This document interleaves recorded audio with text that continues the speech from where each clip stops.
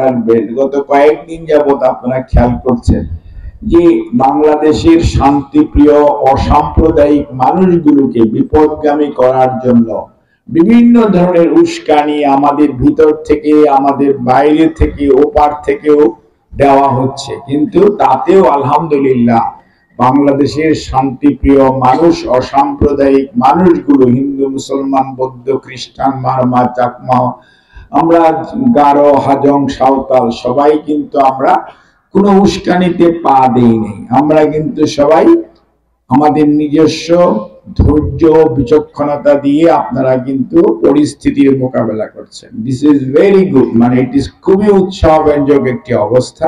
এবং বাংলাদেশের ইতিহাস বলে যে দীর্ঘ শত শত বৎসর যাবৎ বাংলাদেশে একটি অসাম্প্রদায়িক অবস্থা সবসময় বিরাজমান ছিল এবং এটি সবসময় বাঙালি ধরে রেখেছে।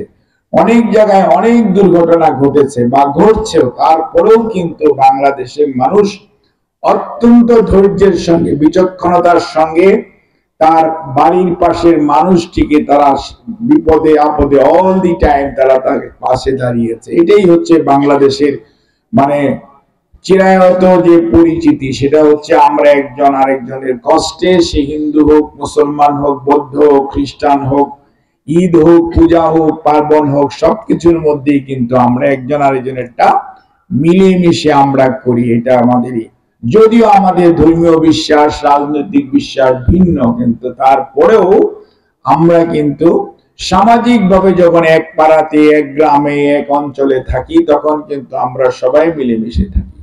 কাজে কেউ কেউ যদি মনে করেন যে আমাদের এই দুর্বলতাকে বা আমাদের এই চুপচাপ থাকাকে বা আমাদের নির্লিপ্ত থাকাকে কেউ আমাদের দুর্বলতা ভাবেন, তাহলে ভুল করবেন। কারণ সেই বাঙালি কিন্তু সেই বাঙালি যে বাঙালি কে দাবিয়ে রাখা যায় নাই। কারা পারে নাই? আপনাকে, আপনাদের মনে থাকার কথা, এই দিনাজপুরে হাজী দানেশ নামে একজন ভদ্রলোক ছিলেন না?